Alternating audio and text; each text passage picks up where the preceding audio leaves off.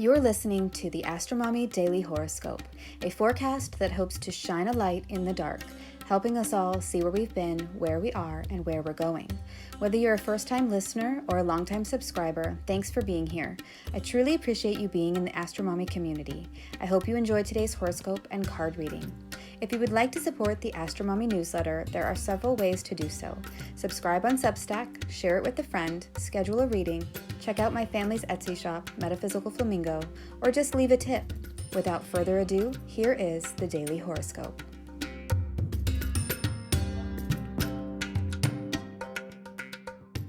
Manifesting transits are happening today and tomorrow, big time. Remember your inner worth and value. Daily Horoscope for Wednesday and Thursday, June 7th through the 8th, 2023. Good morning, friends. Okay, let's get into the astrology. Well, today and tomorrow we have the Sun at 16 to 17 degrees Gemini, forming semi-squares to both Venus in Leo and the North Node in Taurus. So there's the feeling that we are in the in-between stage. This feels really right with it being Gemini season, which is literally the transition between spring into summer. So the winds of change are blowing. Then we have the moon, who just ingressed into Aquarius really early this morning if you are in the US at 4:41 a.m. Eastern Time, and then immediately conjoined Pluto at 4:47 a.m. Eastern Time. This is not your normal moon conjunct Pluto either, as Pluto is about to ingress back into the sign of Capricorn. So essentially this is the last time this year that the moon will conjoin Pluto in Aquarius. Not only that, but Pluto is still within range of his opposition to Venus in Leo, and Venus is approaching her square to the nodes. So essentially the moon is activating this dynamic square energy between Pluto, Venus, and the north and south nodes. The moon and Pluto are at what is called the southern bending, which is the degree that is 90 degrees counterclockwise from the south node.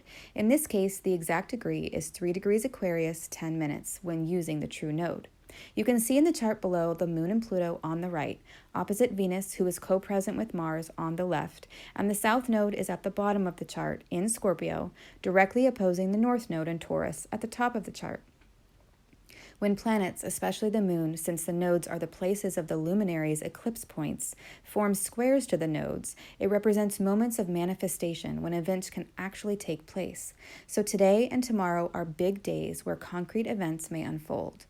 And with it being the moon and Venus that are directly activating the nodes, we may feel this manifestation in our personal and familial relationships and what we are attracting into our lives. The moon also represents our emotions, habits, and rituals, so this could be a big shift emotionally that acts like a catalyst into a new internal space. The south node can act a bit like a drain, and it is at the bottom of the chart in the house of roots, family, landed property, and all that is subterranean. It may feel like the foundation of things is on quicksand or a sinkhole, and at any moment it will give way. So it could feel very intense. We could see this in the world at large, since this is mundane astrology, but because it involves the moon and Venus, which are personal planets, whatever happens will hit close to home. Mercury is now off of his conjunction to Uranus and Taurus, as he is at 24 degrees and Uranus is at 20 degrees, so they are out of the 3-degree range of engagement. Mercury is now approaching a sextile to Neptune in Pisces, which won't perfect until Friday. The moon will square Mercury and Uranus on Thursday, but we'll get into that in the play-by-play of the transits in just a minute. So whatever sudden or unexpected information, news, messages, or communications that we had over this last weekend and the first part of the week, we are now trying to integrate it all. UFO whistleblower, anyone? Saturn is now at 7 degrees Pisces, 7 minutes of arc, and he is only going to 7 degrees 12 minutes before he stations retrograde on June 17th, 2023. So he is slowing down and only moving 1 minute of arc per day. Whatever stuff Saturn has been activating thus far in your chart is about to get a review. So these are spiritual, artistic, or religious things that are being restructured in your life. This is a long process, as Saturn will be in the sign of Pisces until May of 2025 and go retrograde over specific degrees each year, sort of ironing out the details as he restructures this space in your natal chart. Pisces is a mutable water sign, so this is kind of like trying to iron out the ocean. But Saturn is cold and dry, so it's like ironing out the wrinkles with dry ice. Now we'll go over the play-by-play of Wednesday and Thursday. It's a touchy couple of days as the moon is making very few soft aspects, and the majority of her aspects are hard and challenging. On Wednesday, the moon makes her ingress into Aquarius and immediate conjunction with Pluto at 4:41 and then 4:47 a.m. Eastern Time, as I said before. This is a very sensitive transit that can bring up deep emotions. It's like looking directly under the rug to see what you've been hiding under there. It could be intense and very emotional. At 7:05 a.m. Eastern Time, the moon forms a sesquiquadrate to the sun in Gemini, representing that now that we've had our full moon, we are working on assimilating all that we've accomplished this lunar cycle into our greater mission. By 7:38 a.m. Eastern Time, the moon in Aquarius directly opposes Venus in Leo, another super hard aspect, and since the moon is still within range of Pluto, this could be really challenging and represent a crisis point where a decision needs to be made about our relationships, values, and possibly finances. And it's hard, I'm not going to lie. This could be a really tough day that is very emotionally charged. We could also be assessing our collective needs versus our individual needs, since this is in the Aquarius-Leo axis, the group or the audience versus the individual or the key performer on the stage.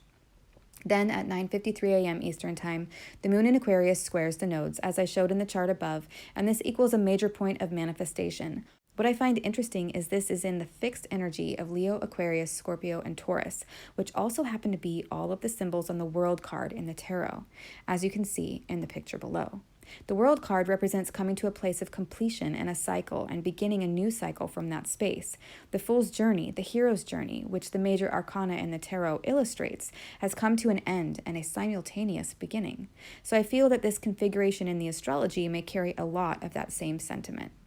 At 12:34 p.m. Eastern Time, the moon in Aquarius perfects a square to Jupiter in Taurus, symbolizing another manifestation point, where we are trying to take an objective look at what resources we have to build what we want in our lives. Going back to the garden analogy that I've been using this week, do we have the land needed to build the garden? Do we have access to water? Do we have the tools to work the soil? Do we have the necessary soil amendments? All of these types of questions will be symbolic of whatever this transit brings up for you. Do you have the essentials needed to manifest the abundance that you are aiming for? It's important with this square that we are not wasteful, indulgent, or even overly optimistic in a detrimental way, so moderation here may be useful. By Wednesday night at 10:10 p.m. Eastern Time, the moon in Aquarius directly opposes Mars in Leo, another point of major contention, conflict, and strife. Mars is the planet of war, aggression, and what drives us, and the moon is our emotions, our habits, and how we mother ourselves and others. So this is not an easy transit. We could feel very agitated on Wednesday as this energy builds all day. People could be more testy, aggressive, and just plain angry. There could be blowouts, blow-ups, and emotional explosions. On the positive side, this energy could be used to make something happen, get something done, or finally make a decision on something. Of course, we want to try to avoid conflict, overreacting to things, or behaving in a rash manner. On Thursday, the energy changes a bit and we see a lot more harmonious aspects occurring, but the day is bookended with semi-squares, so it's still tense. The first thing on the agenda is the moon forming a semi-square to Neptune in Pisces, which can represent that we are trying to get a hold of the new structures or the new plans that are underway, but it's through a thick fog, illusion, or chaos. Fortunately, at 9:28 a.m. on Thursday, the moon in Aquarius forms a trine to the sun in Gemini, and this is like a beacon of light cutting through the fog and showing us the way. Being that this aspect is a trine, which is the nature of Jupiter, and is a harmonious angle that represents ease and flow, it is in the element of air. The way through the illusion of Neptune is with communicating and participating in relationship. That is how to cut through the fog and see the truth clearly, and it should be easier to do that on Thursday. By noon, the moon makes another harmonious aspect, a sextile to Chiron in Aries, indicating that we have the opportunities for healing and growth if we decide to take them. Hopefully, those two soft aspects, the moon's trine to Neptune and subsequent sextile to Chiron, will be enough to carry us through the rest of the day on Thursday, because in the middle of the afternoon is where the challenging aspects come back in. At 2:37 p.m. Eastern Time, the moon in Aquarius perfects a square to Uranus in Taurus, and only 10 hours later she will square Mercury in Taurus as well, technically on Friday, but we may feel the effects of this building up on Thursday. The moon and Uranus in a square, and also Mercury, represent finding something out that is shocking or liberating in some way. It's an event that may be unstable, unpredictable, and unnerving. We could feel shaken up, jolted awake, or rattled loose. Whatever the case may be, this transit will come along with more shocking and eye-opening news, much like the weekend's Mercury-Uranus conjunction did, but being that this is the moon, it will be more personally felt. By the later afternoon at 4:36 p.m. Eastern Time, Venus in Leo squares the true nodes to the exact degree and minute of arc at 3 degrees 4 minutes. This is another manifestation point, and it's being activated by the planet of love, relationships, and beauty. So it's a fated moment that may bring about an event that we feel in a very personal way, a very Venusian way. It could bring up issues with our partnerships, our sensuality, and our feelings of self-worth. So pay attention to what is coming up for you this week that feels Venusian in nature. We finish out Thursday night with our closing bookend, the Sun in Gemini forming a semi-square to the North Node in Taurus and a sesquiquadrate to the South Node in Scorpio. Our destinies are manifesting right now with so many hard aspects from so many planets all at once. Things that we thought were solid and fixed are now being asked to change. The Sun in Gemini, a mutable energy of change, is cracking us open with the truth. Let's move on to the card for the day. What is the guidance for today? King of Pentacles, reversed. On this card, we see a king wearing a gold crown embellished with the horns of the bull. In astrology, Taurus is depicted by a bull and represents fertility, wealth, and a bountiful harvest. Taurus is also an earth sign, and the King of Pentacles may indicate masculine energy showing up in one of the earth signs, Taurus, Virgo, or Capricorn. He has a flourishing grapevine growing around him, symbolizing wealth and abundance. He holds a golden pentacle and scepter, representing material wealth and esteem. The King of Pentacles represents someone who has mastered the material realm in the form of wealth and abundance of resources and power due to financial stature. He is also a caretaker or fatherly type who provides for others with his generosity and sound financial advice. He is the kind of person who plans things out and then executes his plan in order to manifest his goals. In the upright position, the King of Pentacles would be reminding us that whatever ideas or goals we have right now, through the steady application of effort, will be very successful in a material way. This card could also be representing someone you know who is skilled financially or has wise advice coming into your life and sharing their knowledge with you. In the reverse position, the King of Pentacles is saying that your relationship with money needs to be evaluated. You may be dealing with large sums of money, and knowing how to manage them well is a skill to master, one that the King of Pentacles upright has attained. So checking in on your money management skills is the first interpretation. The second interpretation of the King of Pentacles reversed is that you may be valuing money over your relationships, or valuing someone's wealth status over their character. So this card is an invitation to check in on that part of the scenario. Are you obsessing over money in some way, putting wealth on a pedestal? And the third thing we can draw from this card coming up reversed is that maybe we are being stubborn or too serious about something in the material sense, and this is permission to take a break from the norm and do something different. What exactly this card means for you will depend on your own life situation right now. This being a court card could also indicate that you are dealing with someone who has these character traits and may be an earth sign, Taurus, Virgo, or Capricorn, as I mentioned before. With all the astrology right now, I feel that this card reversed is also symbolizing that what you thought was solid and stable, like an accomplished businessman who has it all dialed, this King of Pentacles character is actually not stable. This could also be the structures and systems in the world that are all going through major changes and upheavals right now.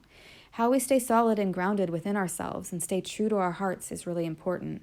Remembering your own self-worth, which has nothing to do with status or material wealth, is paramount to getting through these tough times ahead.